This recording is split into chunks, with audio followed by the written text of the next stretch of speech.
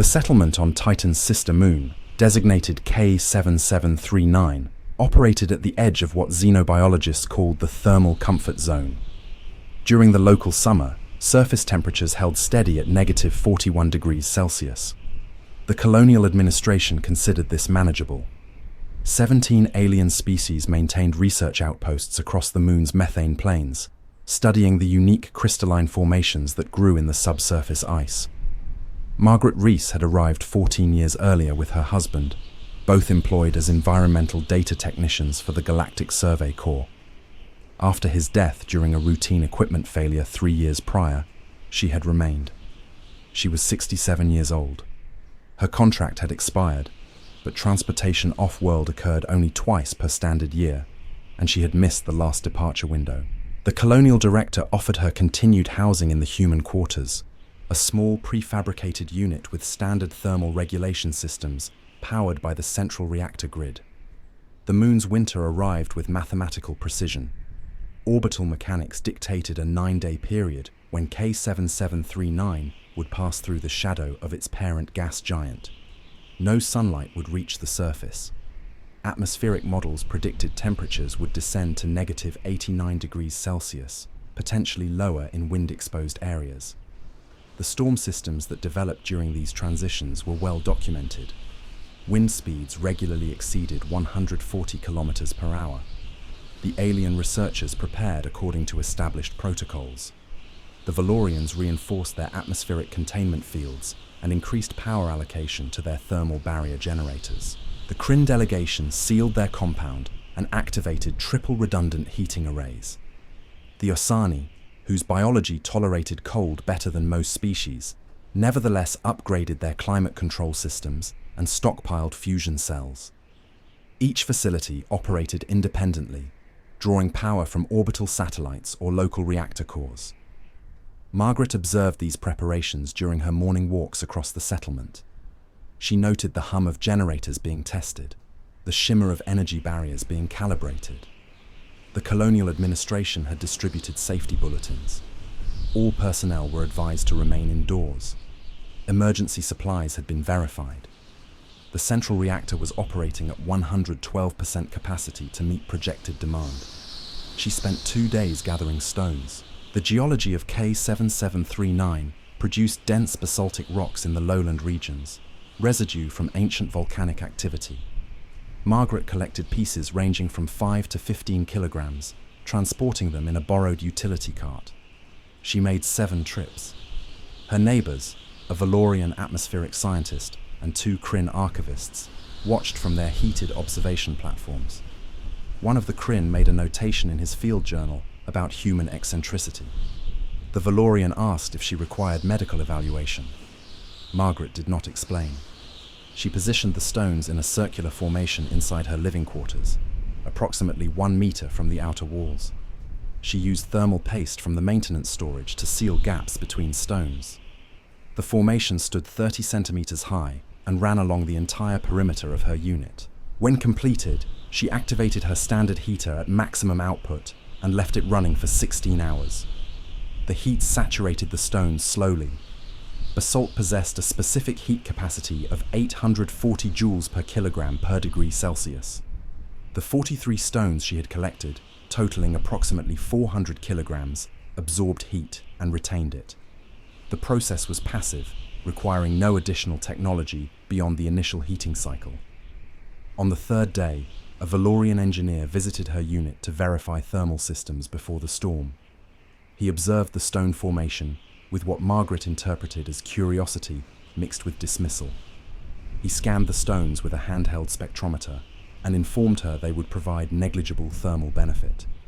His species had solved environmental challenges through precision energy management and controlled atmospheric modification. Stone barriers were inefficient, primitive, and thermodynamically unsound for extended cold exposure. He recommended she trust the standard heating grid. Margaret thanked him for his concern. The darkness arrived at 1400 hours on the 5th day. The transition was absolute. K7739's thin atmosphere offered no diffusion of distant starlight. Temperature readings began descending immediately. Wind began at 1700 hours, starting at 60 kilometers per hour and building steadily. By hour 30, the temperature had reached negative 71 degrees. Margaret reduced her heater to minimal output. The stones radiated warmth gradually into her living space. She wore thermal layers and an insulated coat, but the interior temperature held at 6 degrees Celsius. She boiled water on a portable heating element and drank tea. She read technical manuals and maintenance logs from a data pad. At hour 42, the first power fluctuation occurred. The colonial reactor experienced voltage irregularities due to increased demand across all connected facilities. The Valorian compound reported a momentary barrier flicker lasting 2.3 seconds. Grid engineers compensated by diverting power from secondary systems. The storm outside had reached 128 kilometers per hour. Surface temperature was negative 82 degrees. At hour 51, the CRIN delegation reported heater malfunction in their eastern residential wing. A thermal array control circuit had frozen, despite being housed in an insulated compartment. Backup systems activated automatically. Colonial maintenance logged the incident as anomalous but manageable. At hour 67, the Valorian containment field experienced catastrophic failure. The technical report would later identify the cause as thermal stress on the field generator's coolant lines. The generator operated by creating a superheated plasma boundary that prevented external cold from penetrating the facility. The extreme temperature differential, 147 degrees between interior and exterior environments, caused microscopic fractures in the coolant distribution network. When the system attempted automatic recalibration, the fractures expanded. The field collapsed in 4.7 seconds. 3 Valorian researchers suffered severe hypothermic shock within minutes. Emergency protocols diverted all remaining power to a backup thermal system in the central laboratory. 17 personnel crowded into a space designed for 6. The backup system stabilized interior temperature at negative 12 degrees Celsius. They wrapped themselves in insulation blankets and waited. The CRIN lost primary power at hour 79. Their reactor experienced an unexpected shutdown when ice formation blocked air intake vents. Secondary fusion cells maintained minimal life support, but heaters operated at 30% capacity. Interior temperature dropped to negative 8 degrees. The CRIN, whose biology required stable warmth, entered a semi-dormant state to conserve energy. The colonial administration issued a settlement-wide advisory. All facilities were instructed to minimize power consumption. Restoration efforts would begin when storm conditions permitted. Estimated duration until improved weather, 73 hours. Margaret's heater had been off for 41 hours. The stones continued radiating stored thermal energy. Her living space maintained a temperature between 4 and 7 degrees Celsius. She heated water twice per day and consumed preserved rations. She slept in her thermal coat with 3 blankets. The stones cooled incrementally, their thermal mass releasing energy at a predictable rate based on environmental heat loss and the insulation provided by her unit's walls. On the 7th day, motion sensors detected movement near the western edge of the settlement. The indigenous predators of K7739, catalogued as stalkers in xenozoological records, normally remained dormant during winter darkness. These creatures, measuring 2.4 meters in length with hexapodal locomotion, possessed thermal sensitive organs that detected heat signatures across a range of 1,500 meters. The storm had driven them from their underground burrows. 3 individuals approached the settlement, drawn by the concentrated heat sources of the active facilities. The Valorian compound, operating emergency systems at maximum output, produced the brightest thermal signature. The stalkers circled the structure for 40 minutes. When they detected no prey emergence, they moved toward the Osani facility, then the Colonial Administration Center. Security sensors tracked their movement, but no defensive action was taken. The creatures had never attacked structures before, and energy was too precious to waste on deterrence. Margaret's unit produced minimal thermal signature. The stones, still warmer than ambient temperature, but not significantly so, created a diffuse heat pattern that blended with background radiation from the moon's geological activity. From a distance of 30 meters, the thermal profile resembled natural terrain rather than an occupied habitat. The stalkers passed within 12 meters of her unit. She heard the scraping of their carapaced limbs on frozen ground. She remained motionless, sitting in darkness with her datapad switched off. The creatures lingered for 6 minutes before continuing their circuit of the settlement. They eventually returned to the lowlands, finding no accessible prey. The storm reached peak intensity on the 8th day. Wind speeds touched 162 kilometers per hour. Surface temperature reached negative 91 degrees Celsius. The settlement entered what emergency protocols designated as survival mode. All non-essential systems were powered down. Communication between facilities occurred via hardline connections only. Margaret heated her final water ration and checked the stones. Their surface temperature had dropped to 18 degrees Celsius, still warm to touch, still radiating energy. The thermal gradient between the stones and the room's air continued to drive heat transfer. The process required no input, no monitoring, no complex systems. The stones simply released what they had absorbed, governed by fundamental thermodynamic principles that operated regardless of technological sophistication. The darkness lifted at 0600 hours on the 9th day. The gas giant's shadow released K7739 back into starlight. Temperature began rising immediately. Within 4 hours, surface readings reached negative 73 degrees. Wind diminished to 40 kilometers per hour. The colonial reactor was restarted successfully. Power returned to all facilities.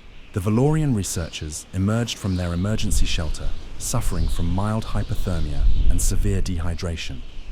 The Kryn required medical intervention to restore normal metabolic function. The Osani reported 2 casualties: researchers who had been in a poorly insulated survey station during the peak cold.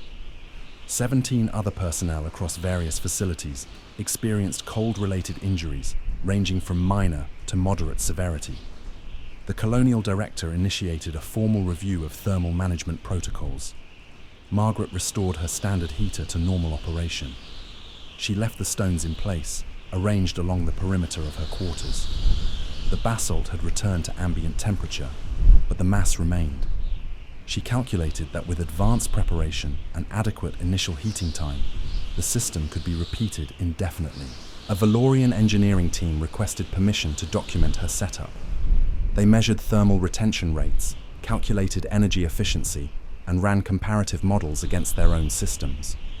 The data showed that while sophisticated thermal barriers could maintain higher interior temperatures, they required constant power input and were vulnerable to cascading failures under extreme stress. The stone mass system operated at lower temperatures, but required no active power beyond initial heating, offered no failure points, and produced minimal thermal signature. The report was filed in the colonial database without ceremony. Margaret received a formal notation in her personnel file, acknowledging her successful storm survival. The colonial director offered her priority placement on the next outbound transport.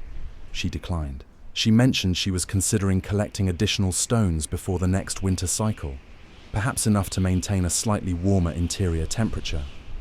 The director did not question this. 3 weeks after the storm, the Kryn archivists began collecting stones near their facility. They did not announce the purpose, but Margaret observed them testing different arrangements and measuring heat retention in a small sealed chamber. The Valorian atmospheric scientist, who had dismissed her original setup, requested detailed information about thermal mass calculations and basalt availability in the lowland regions.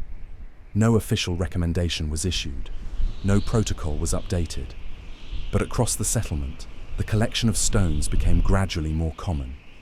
Piles of dark basalt appeared near living quarters, positioned with varying degrees of precision and understanding. Margaret continued her walks across the methane plains. She studied the crystalline formations in the ice, documented atmospheric data, and maintained her daily routines. The colonial administration noted her continued presence in the personnel manifest without particular emphasis. She was listed as a long-term resident, status, ongoing. The next winter would arrive in 7 months, preceded by another 9-day darkness. The stones she had gathered sat quietly along her walls, inert matter waiting to perform the simple task they had performed for millions of years in planetary cores and volcanic flows. absorbing heat when it was available and releasing it slowly when it was not. No algorithm governed the process. No power source sustained it. The stones simply existed, patient and dense, holding warmth in a cold place until warmth was needed.